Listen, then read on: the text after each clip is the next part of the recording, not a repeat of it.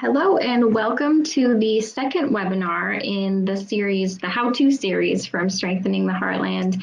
We're really happy to have you join us today for another exciting webinar. Before we get started, I'll give you a few housekeeping tips. First of all, in your panel, you should see a handout where you can download a copy of this presentation and follow along.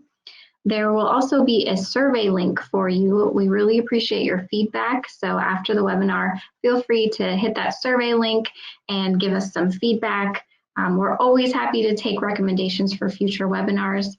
So you should be able to find that in your panel. If you're watching us via recording, you'll be able to find that survey link wherever you access this recording. And then next, I'm going to throw it right over to Holly Kelly, who is our presenter for today. So welcome, Holly. Hi, thank you. Well, thank you all so much for joining us today. Like Amber said, my name is Holly Kelly, and I am a counselor here in Sioux Falls, South Dakota. I work for a community-based mental health agency. I've been there for about 2.5 years at this point. I work primarily with ages anywhere from age 2 all the way up to 18. I also work with families and specifically with parents as well. I also work pretty closely with teachers and schools in the work that I do. So I've been in classroom settings and that kind of thing. Prior to becoming a counselor, I did work in like informal education. So I have experience in like teaching kids as well, beyond just the mental health side of it. So a lot of these things are things that I've incorporated with clients specifically. But some of the things that I incorporate in are stuff that I learned when I was doing some education stuff prior to counseling. But they incorporate in great for counseling, whether you're working individually or with groups or whatever. Title of our webinar, of course, is How to Break Your Brain in a Good Way. Kind of talking about some brain breaks here. So let's first start off by talking just about like why breaks are necessary. I'm trained in play therapy. Hopefully by the end of the month, we'll actually have my registered play therapist certification here. So I'm pretty close on that. So when I think about like why breaks are necessary, I think specifically about play. Hang on, I gotta move my webcams out of my view of my slides here. Sorry about that. So start off with, I think play is important because it helps support development in kids, helps improve memory. There's studies that have shown that it improves learning outcomes, especially if you're doing unstructured play where kids just kind of get to choose what they're doing. Helps develop social skills, of course, and problem solving. And there's some pretty interesting research out there. This last line came from a presentation I attended in October at the annual Play Therapy Conference. And there's some research that's been done that show that even in animals, the more an animal plays, the larger their prefrontal cortex is. So that's the front part of your brain that helps like you think about like problem solving and that kind of stuff. And so play actually has been shown in animals to like increase that. And would probably be similar in humans, I would guess, although I don't know that there's necessarily research that supports that. Let's see, sorry, my slide's not switching.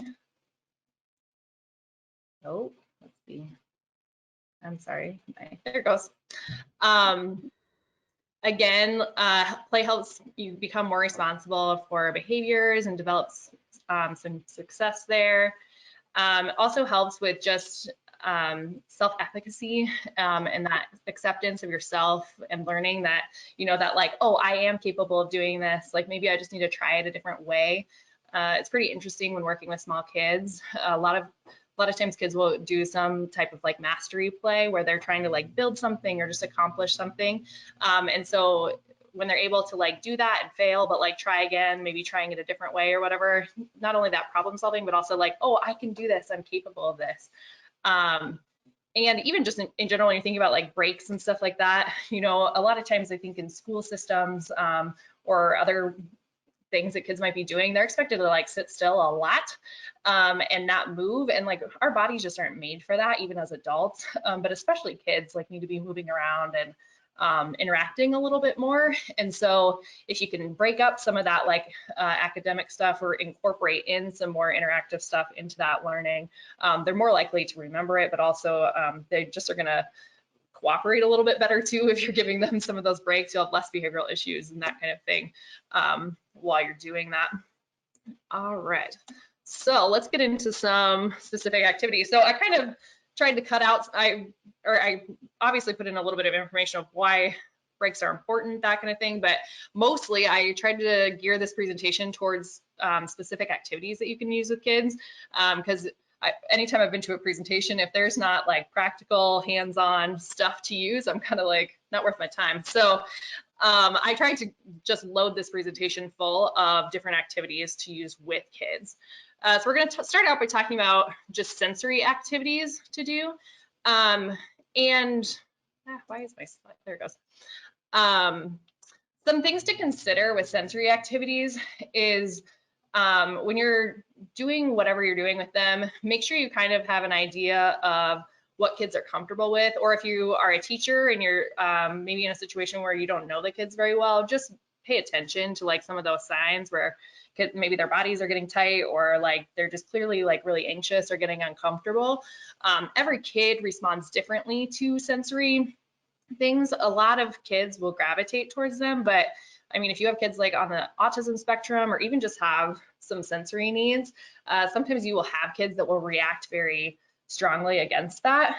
So I always recommend that if you're going to do some different sensory activities, either have a couple of different options for them, or provide a space for the child where if they're not comfortable doing it, where they can either sit in a different part of the classroom, or room or whatever, if you're in a group setting, or if you can sit out if you're in a group setting.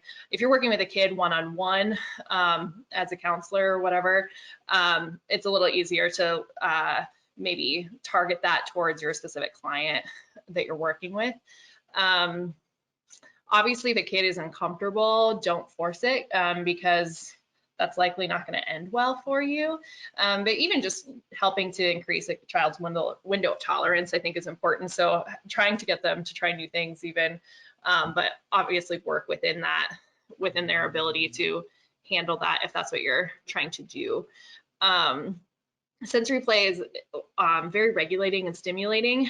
And when thinking about not just sensory stuff, but breaks in general, think about things that not only are soothing, but are also like activating and organizing. So if a kid's been sitting for too long, or maybe they just have really low energy, you might need some stuff that helps like bring their energy level up, not just to like soothe maybe somebody who's like hyper aroused or whatever. All right, so let's start off with some tactile stuff. This first one on here, the shaving cream, is actually one that I learned as a first grade student, that one of my teachers used to do with us. And so I like to put it on a desk or a table, and you can have them draw pictures or just like enjoy moving it around and feeling it. The teacher that I learned this from used to have us practice like our spelling words in shaving cream on our desk, just to give us like something else to do. So if you're like a teacher or a 4-H instructor or something like that, and you're working in that kind of thing, if there's something that you're trying to get them to do, but like maybe they need to do something with their hands, this is a great option. Individually, when I'm working with kids, I have used this particular thing to not only just engage some sensory stuff, but sometimes we draw like feeling faces to see if they can, you know, get different expressions for kids who struggle with that. Or even just, I have a lot of kids who just love to draw and are very creative that I work with. And so even just drawing pictures about like what's going on in their day or whatever, you can be as creative as you want with that. Some kids absolutely love this activity and some kids hate it. I've had kids that I've worked with who will start out really enjoying it and getting into it, and then all of a sudden they're like, I need to wash my hands. Like, I need to get this off my fingers. So just, again, being aware of that, where they're at in that, and so they might even be able to tolerate it for a little bit of time, but so just having access to clean things up. The nice thing about shaving cream too is there's lots of different scents too, so you can get not only the tactile, but even just like the aroma part of it can be good. And I think too, just because shaving cream is sort of like soap, it also is probably cleaning some of your surfaces for cold and flu season, which is always good. So that one I highly recommend. I think it's a lot of fun, and kids don't usually get to play with shaving cream either, so it's just a great, great sensory thing to do. The Play-Doh, a lot of you guys have probably worked with Play-Doh before. This particular intervention comes from some TheraPlay training I have, which TheraPlay, for those of you who might not know, is specifically geared towards attachment and regulation. But there's some great interventions in there that help with that regulating, and or just some great breaks. As I was like thinking about this presentation, there's quite a few interventions that I pulled specifically from TheraPlay. But this one, you can honestly just let them be creative with the Play-Doh. Like, kids will naturally just create things, right? But some great ideas to also do in addition to that is having them take the Play-Doh in their hands and squeeze it, and then like open their hand up and like pay attention to like, oh, like look at that pattern that you just made there. Like, notice how, like, if you're working with a group, or even just like if you're working with an individual kid, you can each do it, you know, and notice like, oh, look, yours looks different than mine, or oh, look at how like unique they are. Oh, look, like there's lines in it. Like, look at, oh, your lines are different than mine. That kind of thing is a great way to not only just kind of connect with a student, but also that squeezing and like releasing helps to like relax the body too. So if you have a kid that's like really worked up or just having a hard time, maybe they're angry or just having a hard time regulating, I use Play-Doh a lot with kids, and we do exactly that. So we're squeezing it, we're paying attention. It helps kind of just regulate their body and bring them back down to like a normal level. It's also fairly engaging because of the tactile sensation of it. Even like the smell of Play-Doh, I think of, is pretty good. Another way to do the Play-Doh as well that I didn't put on here, but if you're working individually with a client or a student, you can also do it where you like press it into their elbow. And the cool thing about that is that it's very grounding. So if you're having somebody put pressure on your elbow, like it gives this like proprioceptive input that creates these like relaxation hormones that get released in your body. But again, you can also pull it off there, and especially if you've done it directly on the skin, you know, like this time of year, sometimes people's elbows are pretty dry. And so you get lots of lines and different textures and stuff. And it's kind of interesting because a lot of kids won't have realized that like, oh, my elbow does have a texture. I didn't realize that. Like, where'd all those lines come from? Is what I get from kids a lot. They're like, what is that? Why is there lines on there? I didn't know my elbow had lines.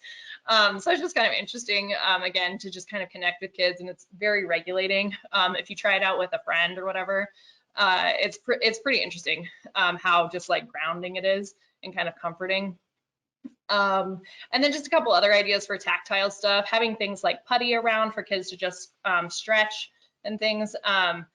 There's some that you can get that I really love off of a website called playtherapysupply.com. And they have, I should have brought it in, I didn't even think about it. They have like 4 different putties that it comes in. It's fairly inexpensive, and they're different strengths. So like one of the putties is like super stretchy and really easy to just like stretch out, and then like each of the putties gets a little bit more resistance, so it takes a little bit more effort. And I have kids that love that, all the way from like elementary students all the way to like the high school students that I work with. My high school students are regularly, when we're in session together, we'll like regularly pick up the putty, and just like some of them love it for if they're feeling like really angry or like have a lot of frustration. They love to just like, oh, like pull it, because the one that has the most resistance is actually like, there's a lot of resistance to it. And so just like the act of like pulling it and stuff is pretty great. And then just other sensory ideas for you guys for tactile stuff is using things like uncooked beans or uncooked rice. Especially with the uncooked rice, you can always add some like scents in there too, to just give some different experiences for kids. Some kids just love to like bury things with like the beans or the rice. If you're familiar with like sand tray therapy, you could even use it kind of like that as well, if you have like small figures or anything like that. And of course, like finger paints, I think most people are probably familiar with those kinds of things. So that's tactile stuff. And then smell and taste in terms of sensory. I'm sure many of you are familiar with mindfulness-based activities. I'm a huge fan of the mindfulness-based eating activities. These are things that I've done I've worked with lots of groups in like behavioral schools, as well as like individual kids. And I love the mindfulness-based eating. So I personally, you can do this with lots of different things. I've done it with anything from like Teddy Grahams or like whatever you have on hand. Cuties are great though, I think, because there's like lots of sensory experiences with that. And so having them start out by just like really looking at the cutie, like, you know, paying attention to like, oh, what's the texture of the outside look like? Really notice, is there anything unique about like your particular fruit that you have in your hand? What do you see? You know, what do you notice? What's the color look like? You know, what kind of textures are there? And then after they've kind of noticed it and you've talked about that, then like slowly start to peel it and notice like, oh, like, what does that smell like? What does that feel like in your, like on your fingers when you do that? Is that something you like? Do you not like that? You know, notice like after like the feel of the peel, like on the inside, you know, what's the actual fruit feel like? What's it look like again? You know, even take time to like smell it and just go through all those steps. You can just do like a small taste of it. Notice, like, feel the juice as you bite down into it. What's it feel like in your mouth? That kind of thing, and then just continue eating it. I think it's really great for bringing some awareness to kids. I think the funny thing about this one too is if you're working in a group that, especially with kids that tend to have some impulse control issues, this is a great activity to work on that. It also is funny because they'll like really struggle. I've had kids who like are like, so they're like trying so hard to follow the steps, but they're like have it in their mouth like ready for as soon as you're like, okay, now you can eat it, then they're like, it's like gone in their mouth before they've had a chance to like look at it. So the cuties are nice because it gives you multiple chances to kind of try it if they can't quite do it the first time, you know. But it's also just a great break too if you're needing just, I don't know, a break from class or whatever you're doing, just to have a different experience, I think. Using any kind of aromatherapy, I think, is great, regardless of what that looks like for you. I love the idea of using like cotton balls, or you can use cotton pads if I know some people don't like cotton balls, but different scents, whether it's essential oils or maybe it's like some vanilla and like, I don't know, whatever you have around that you can put on, see if they can like notice the different smells. You know, like what smells do you find like relaxing? You know, what smells like kind of make you feel happy or kind of like upregulate you, that kind of thing. I think are great things to be aware of that I think a lot of people, and especially kids, just don't really think about a lot of times. So those are just a few ideas for that. In terms of auditory stuff or sensory stuff, there's body beats are awesome. You can pre-buy, there's like a company that makes pre-made body beat cards. It's really great, but you can also find lots of free versions of those things on Pinterest and that kind of thing. The cool thing about this one, when I've done this before, it's been in a group, and we've used the pre-made ones by a company that makes them, and it's pretty cool because one, it helps you connect as a large group as this like accomplishment of like, oh yeah, like it's working together. But also just like that rhythmic motion of doing the different various things, and just like I mean, it's body beats, right? So you're like beating on your legs or clapping or stomping or doing all sorts of things. Just like, it's like whole body movement, right? Which is always good when you're needing some of that, just like a break, right? Instead of just sitting around. But it's pretty amazing to watch if people can get it down. Sometimes it takes a couple tries if you're working with it. Some groups just do it naturally when you start it up. Some groups kind of struggle with it, so be patient with it if you haven't ever done it before. But again, like if you just do a quick Pinterest search, there's tons of like free versions of that, or I think Teachers Pay Teachers has some resources on that as well. Let's see, the next one. Oh, I totally just spilled my water, sorry. Add it on. This is an activity that comes from TheraPlay, and you can do this actually with sounds. You can also do it with just making faces. It works best if you're in a group, or if you're working with like a family. I've done it with both groups and like family counseling. And so you sit in a circle, one person makes a sound, or again, you can do this with faces, and then the next person does that sound again, but then also adds an additional sound. So like, for example, it'd be like zip, and then the next person would go zip, zap, and then the next person would have to do those two sounds and then add on another one. So it's just kind of a funny, like goofy thing to do. Again, like the amounts of sounds that people can come up with are endless, right? Especially if you're working with children. There's tons of things. Again, this is also really fun with faces. And when I've done this in groups and family settings, it's just like great connection. I also highly recommend, like when you're doing it, encouraging students to not only make the sound or the face, but also like physically turn and look at the person that they're passing it to. So again, you're getting that engagement and connection within the group setting, and not just like the sound or the activity, right? But that way it's a full kind of engagement activity. Let's see here. All right, visual sensory activities. So fun with flashlights. This is one that I picked up from a training I was at the Play Therapy Conference this last fall. And so this one, you lay on the ground, and again, because it's flashlights, right? Like you want to make sure you're in a space where there's at least a little bit of darkness. Obviously, if you're in a school setting, you can't be in a totally dark room. And I mean, again, when you're working with kids, probably not ideal to just be in a dark room in general. So make sure that there's still a little bit of light. But lay on the ground. I think it works best if your heads are sort of near each other. So like feet going opposite directions or whatever, but where you're laying, where your heads are kind of near each other. And you don't move your head, but you each have a flashlight. One person at a time has a flashlight. And you move it around and see, you know, like when they can catch the light, like, oh, there it is, or there it is, or, you know, you can also do things like flashlight tag or that kind of thing with that, which is just a fun way to kind of, I don't know, use your visual senses to kind of mix things up a little bit. I don't have a title for this one, the drawing and coloring one. This is actually one I learned as a kid from a retired teacher that used to hang out with my family a lot. And this one is really good if you're in like a transition time, or I mean, I do this in sessions with kids also. But when I learned it, it was like when we'd be sitting around at a restaurant, and we would play this game. So you have the first person make an open-ended shape. So that would be like the blue line that's down here in this. So like have somebody make an open shape like this blue line, and the second person has to add on to it and make a picture out of it. And so, but once you put your pencil down, you're not supposed to lift it back up. So you have to be able to like make a continuous line to make whatever you did. So I kind of tried to make that obvious when I drew this red line here where I went over and just kind of back to make a little boat.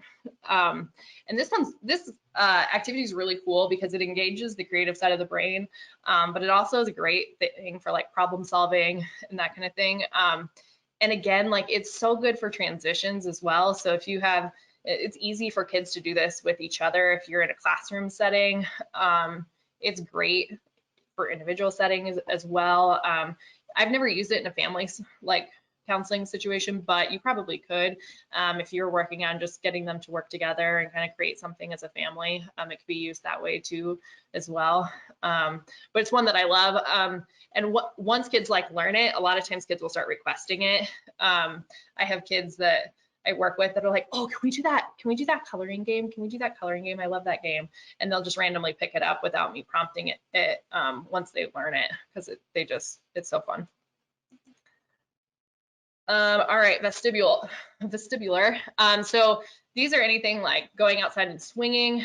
You can do things like balancing on one foot or using ball or T stools. Anytime you, whether you're working individually with kids or in a classroom setting, anytime you can have like just alternative seating, I think is awesome.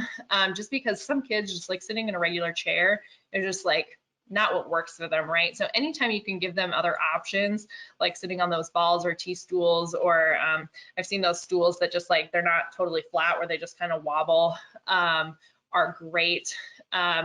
Doing things like dancing, and that can just be like, put on a song that they like to jam to and just dancing around the room.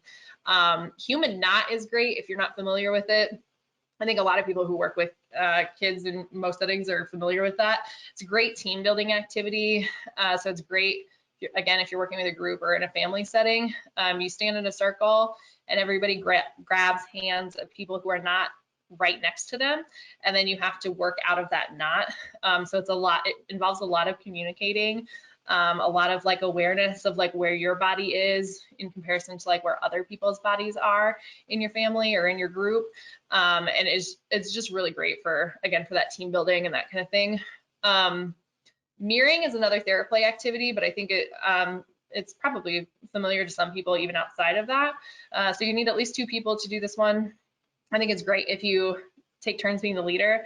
I love this activity for either helping kids like up-regulate or down-regulate, because the cool thing about it is if you're in charge, if you start out as the leader, as the adult, you can do things like, okay, like maybe they need to do some calming movements, and maybe like your movements are big and slow or like small and slow or whatever. Like maybe you have a kid that's like really struggling to move or like just get, maybe it's feeling kind of tired or whatever that day.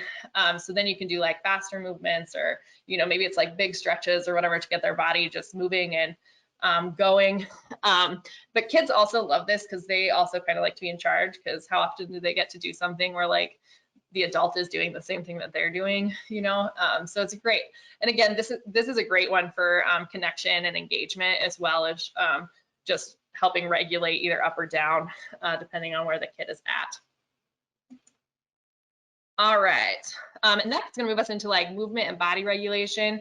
I just think of a lot of times when I've worked in classrooms or with kids individually, in a counseling setting, or through various other things that jobs that I've done where I've worked with kids, I just think of a lot of times I end up doing breaks or games that are really helpful if you can get moving, so that you're not just sitting.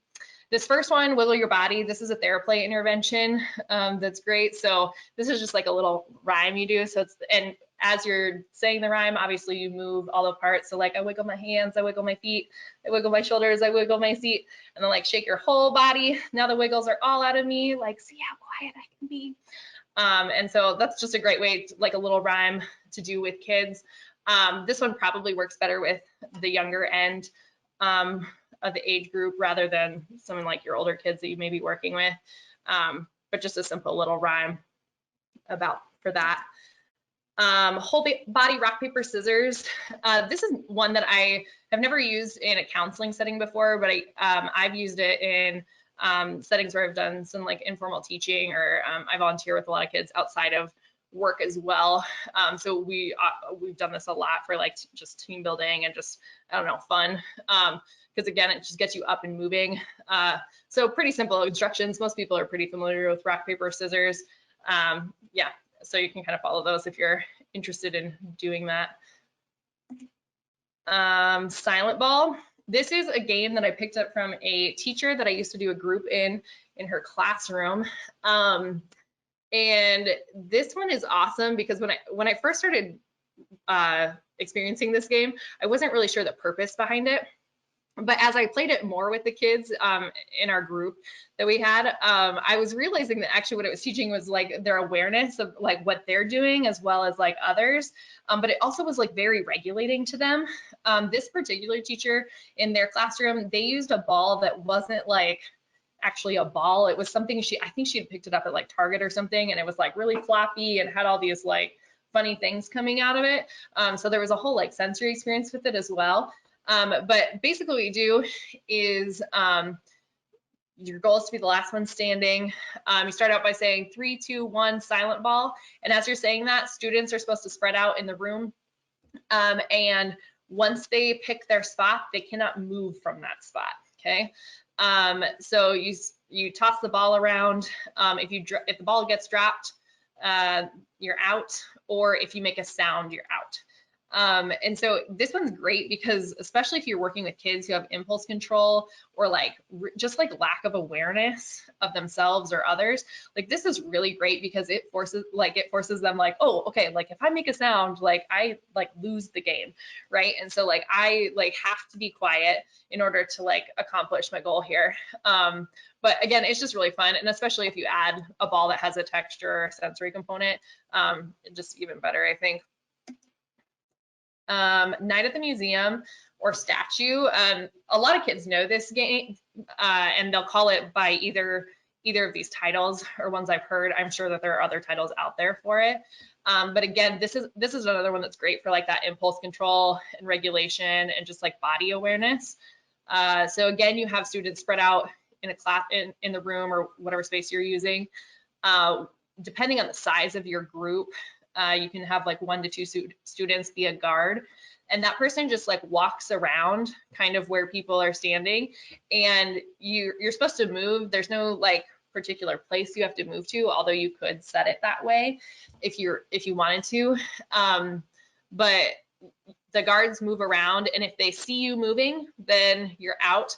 And it's pretty funny when you're playing it with kids. Like they totally get into it. Like you will have kids that like will try to get like right up behind the guards and are pretty like good at it. You'll have kids that will like try not to move at all.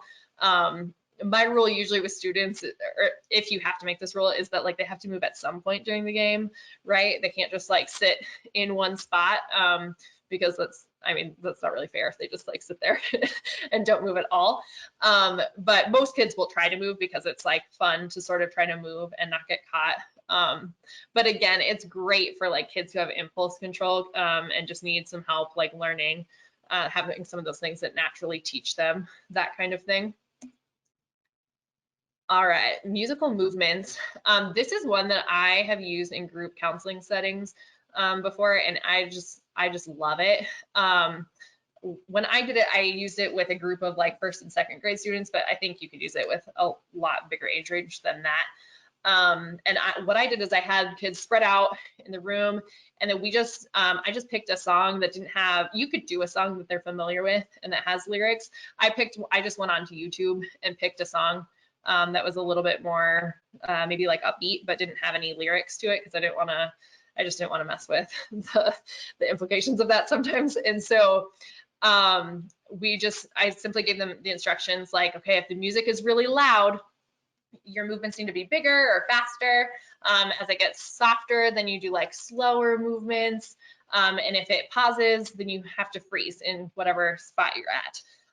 And so this is great because again, working on that body awareness, like a regulation and stuff, like how does my body feel when it's excited? How does it feel when it's calm? How does it feel when it's not moving?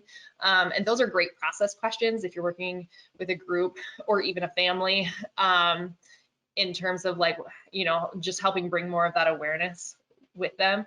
But it works great.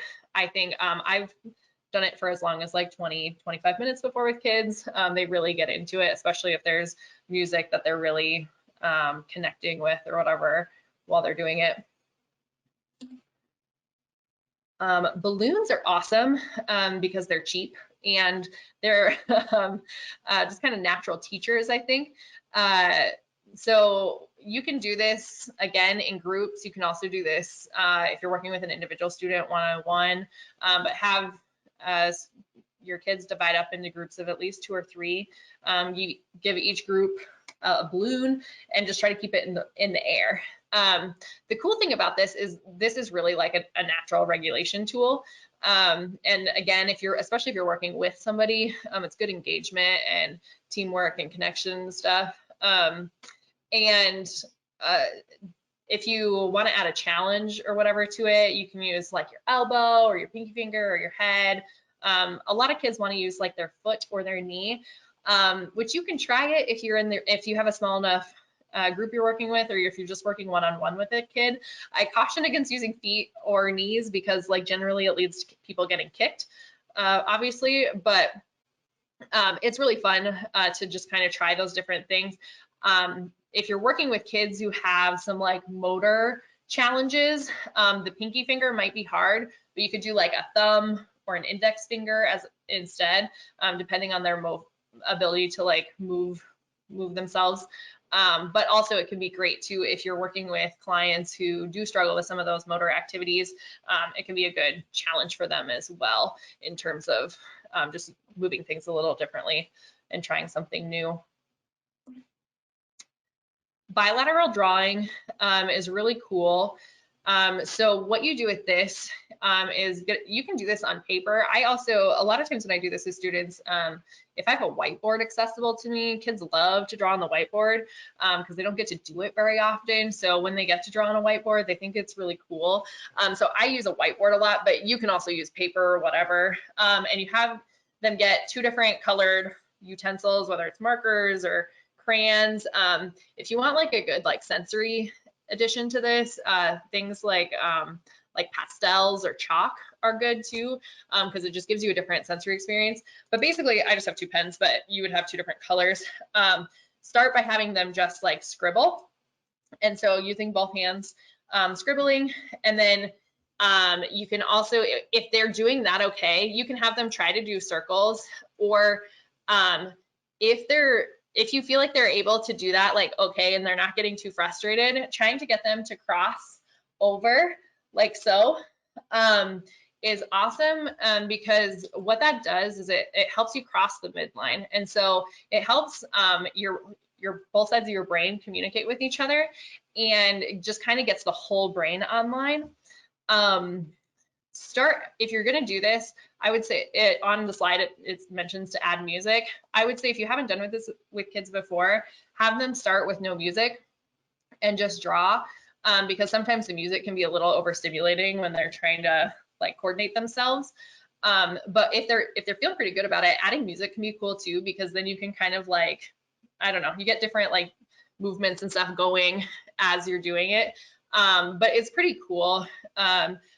I do this with clients occasionally, and I have several clients who do it, and they will, when they are needing to regulate in a session, they will just go over to the whiteboard that I have in the room that we use, and they'll just pick up the markers and they'll just start doing it themselves, to help kind of ground themselves in if they've been doing something stressful, working through some trauma or whatever. It helps them regulate and get grounded again. It's a pretty interesting activity, and it's so simple too, which is cool about it.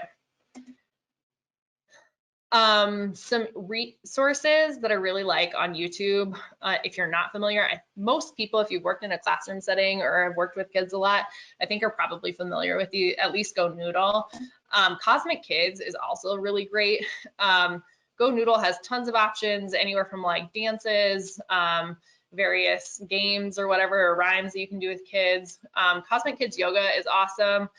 They have various different themes that are vary in length. So you can do anything from like 5 to 15 minutes all the way to like a couple hours. And again, they have themes that like are geared towards kids. So you have things like Frozen, Minecraft, Harry Potter, superheroes. There's like different animal ones that you can do.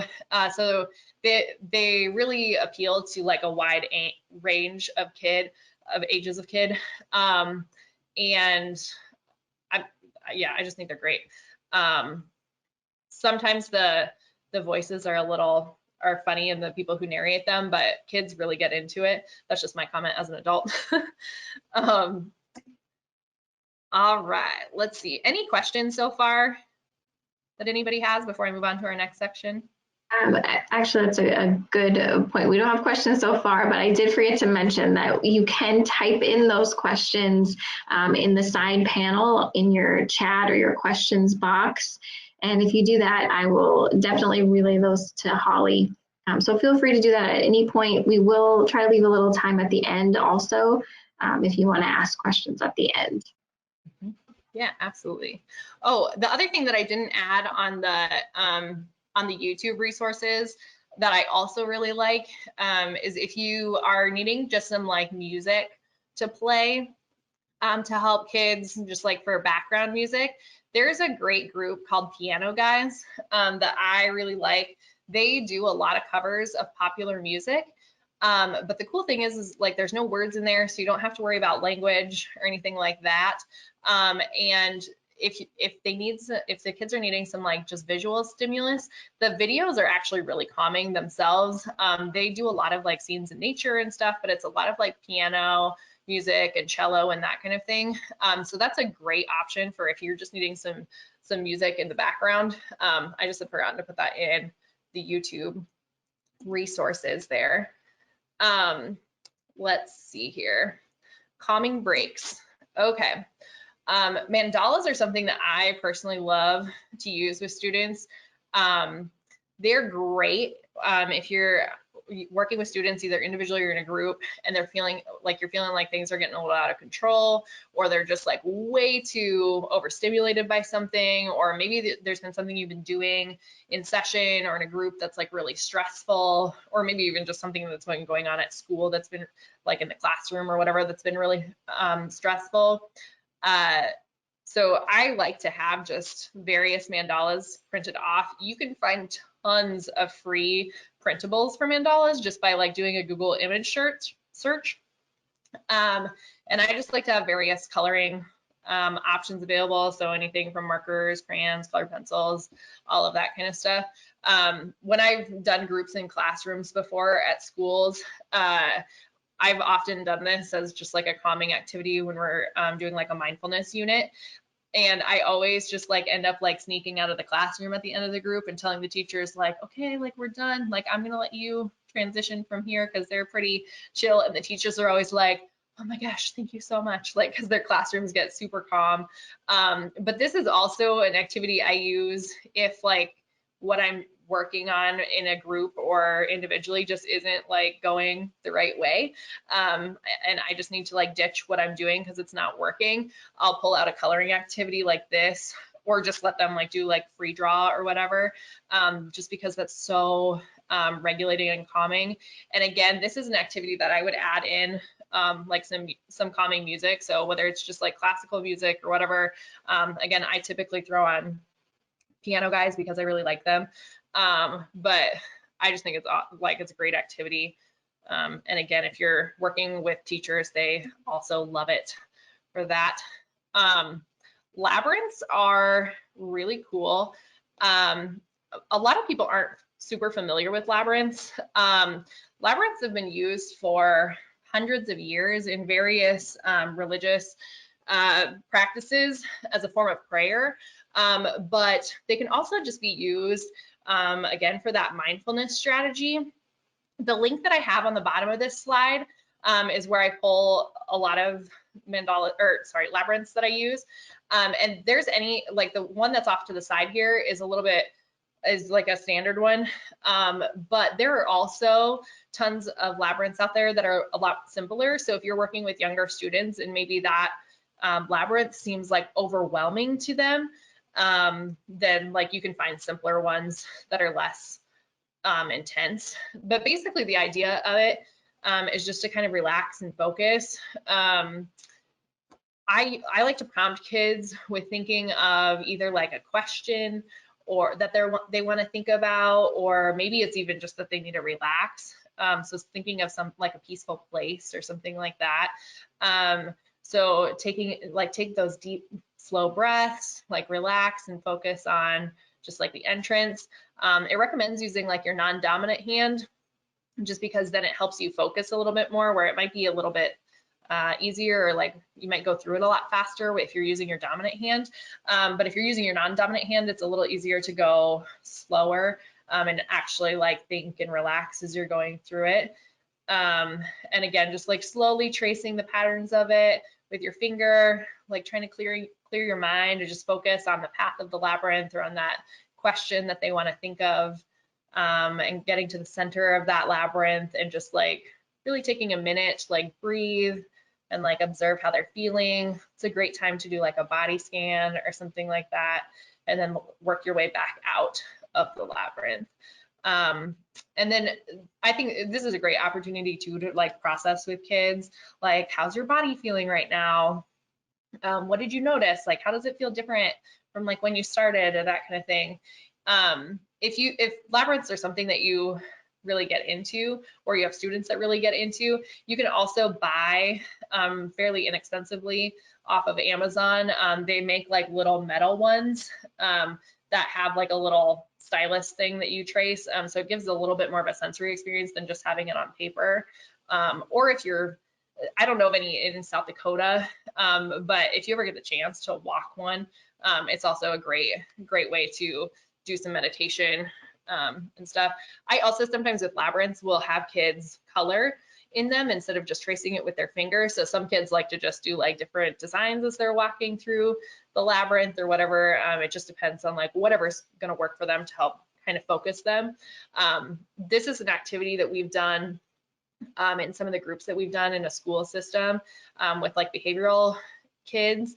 And it typically goes over pretty well. And again, it's a lot of times kids haven't learned about a labyrinth before. And so it's kind of just a cool tool to introduce them to just as another resource. Okay, let's see. Ooh, I'm not switching here. There it goes. Okay. Using the 5 senses, I think is great. This is a wonderful grounding activity. So if you have kids that are like either overstimulated, or if you're working in a clinical setting and you're noticing that, you know, like maybe the kid is like dissociated, if they have some trauma history or whatever, this is one that I love to use. So simply just naming 5 things you can see. So, you know, like, oh, there's like a blue ball, or, you know, whatever you're seeing, like I have a yellow water bottle here, like my computer's in front of me, that kind of stuff. 4 things you can physically touch. And I usually try to say touch instead of feel, because I have learned in working with some of my high school students when I use this tool with them when they're feeling like really anxious or whatever, that if I say name 4 things you can feel, they start naming like emotional feelings, which is great. But the purpose of this activity is really to have them connect to their surroundings and the here and now. And so name things like 4 things you can physically touch. So sometimes kids are like, I have no idea. So you can do things like, oh, touch your jacket, or like, can you feel the tag on the back of your shirt, or like feel the smoothness of the table. I also really like to point out to people like, oh, feel the firmness of the ground underneath you, or like feel your bottom and your back on the chair. Feel how it supports you and feels really solid. And again, just naming sounds you can hear. Sometimes that's easier than others, depending on where you're at. Things you can smell. That one can sometimes be hard. A lot of times I get kids that are like, I have no idea, I don't smell anything. So I'm like, oh, does your shirt have a smell? Like, was it just washed? Like, does it smell like detergent? Or, you know, maybe it's like, oh, do you smell like your deodorant, or like your shampoo, or anything like that that's in your hair? And one thing you can taste, sometimes that's a hard one. Sometimes there's not anything they can taste. Sometimes if they've just had like pop or like something like that, or leftover taste from lunch or something in their mouth, those are great things. But again, like this is just a great grounding activity. And I always tell kids too, if they're struggling with anxiety or something, this is something I recommend to them.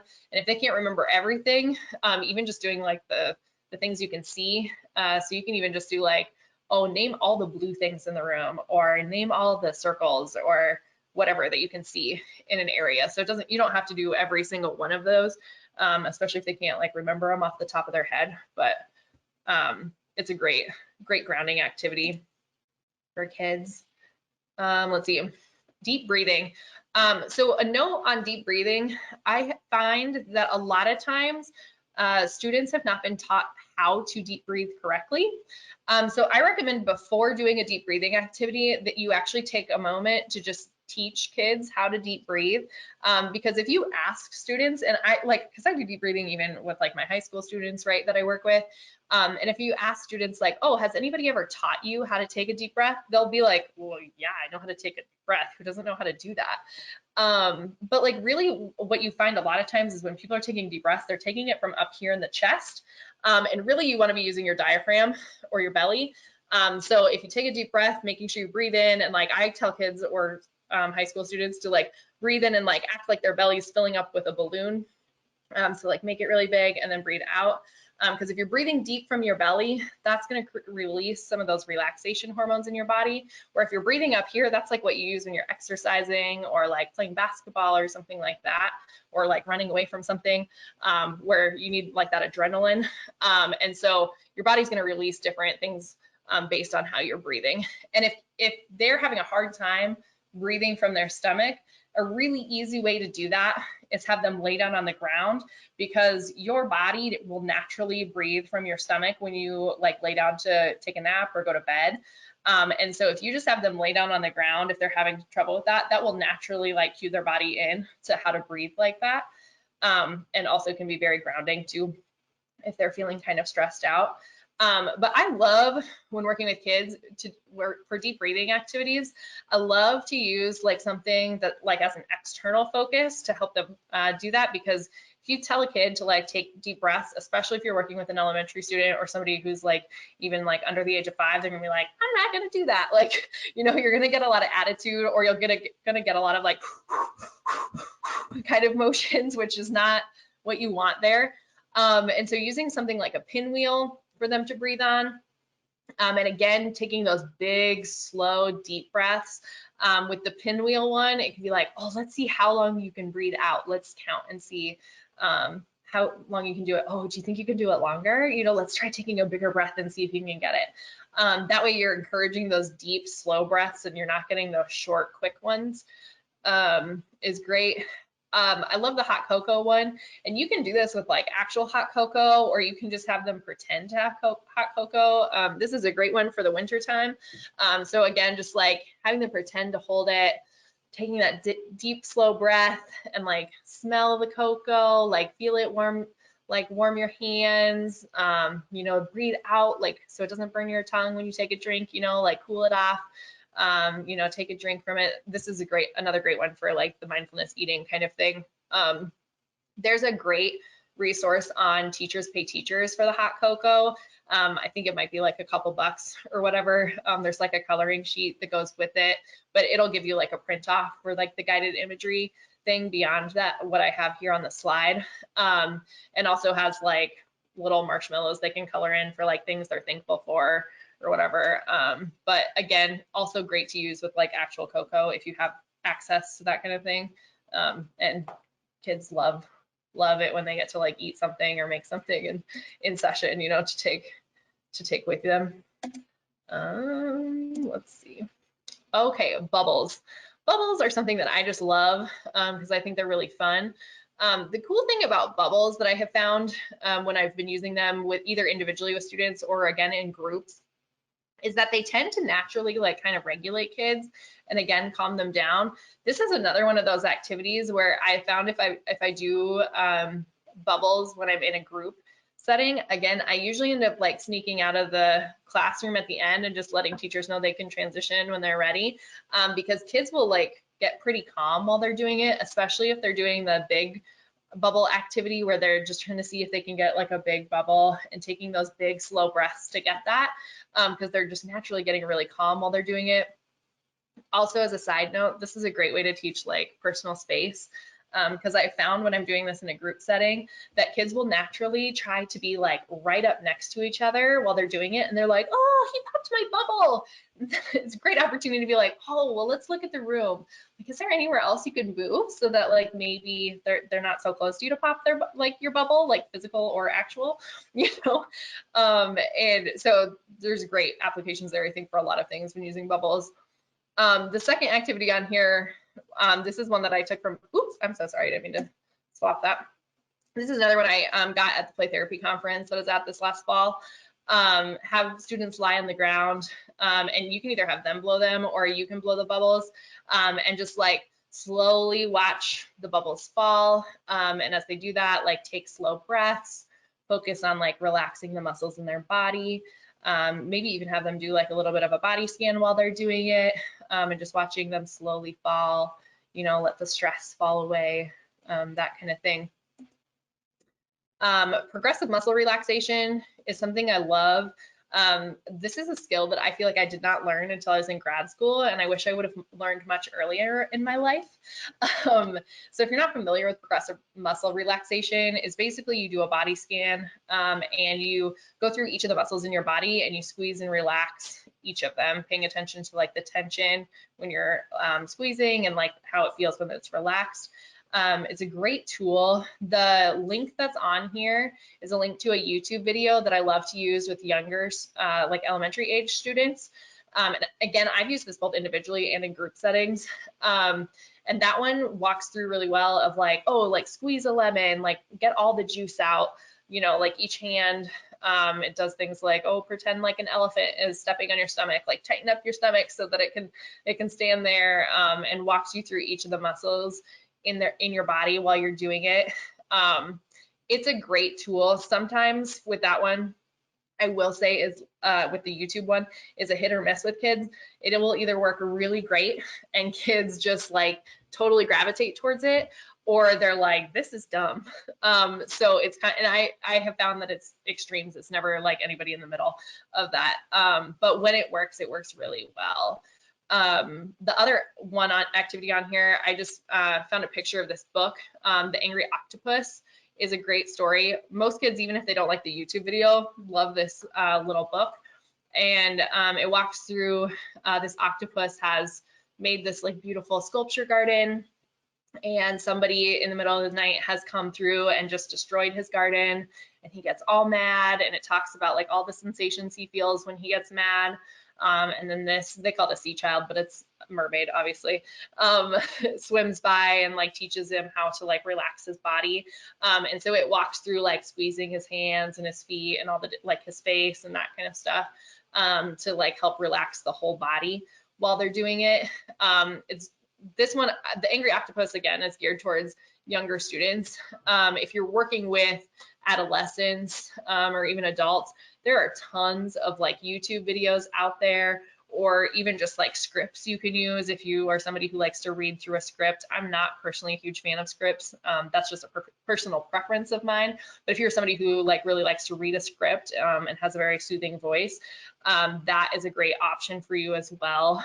That's an easy Pinterest search, or again, YouTube videos out there all over the place for that kind of thing, that are geared towards older kids as well. All right. And that's kind of all I've got for you guys. Looks like we have about 5 minutes left. Are there any questions or any clarification on any of the activity that anybody has?